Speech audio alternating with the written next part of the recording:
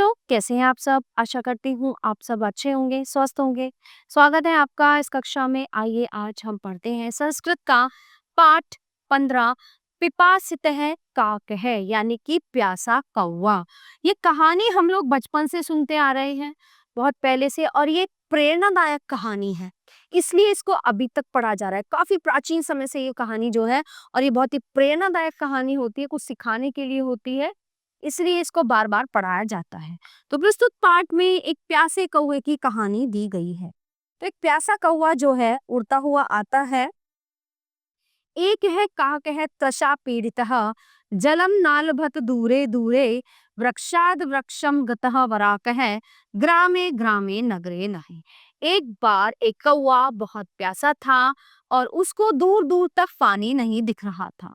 वो जो है वे जगह जगह पेड़ों पर जाकर बैठता और गांव गांव नगर नगर में पानी ढूंढता, लेकिन उसको कहीं पर पानी नहीं मिला।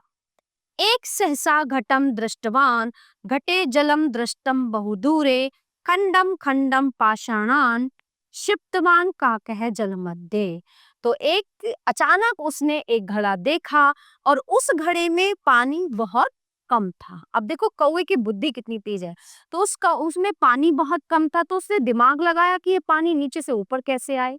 तो उसने क्या किया, कहीं दूर मतलब वही उसके आसपास ही कंकड़, और जो होता है ना जंगलों में कंकड़ और पत्थर पड़े रहते हैं, तो वहां पे पड़े थे। तो उसने एक एक करके वो सारे कंकड़ उसमें डाले और पानी ऊपर आ गया और उसने पानी पी लिया।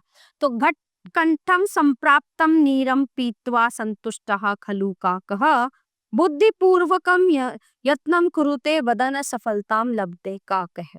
यानी कि ऊपर पानी आ गया, उसने पी लिया और उसने यहाँ पे अपनी बुद्धि का प्रयोग किया, इसलिए उसने अपनी प्यास बुझा ली। तो इसी तरह अगर हम अपनी बुद्धि का सही तरह से उपयोग करें, सही जगह अपनी बुद्धि को लगाएं, तो हमें सफलता जरूर प्राप्त होगी, है ना। तो प्यारे बच्चों, ये थी ये कौवे की कहानी कि कैसे उसने जो है बुद्धि के बल से अपनी प्यास बुझाई। तो ये पाठ यहीं पे समाप्त होता है। आशा करती हूँ आपको अच्छे से समझ आया होगा। मिलते हैं अगली कक्षा में। धन्यवाद।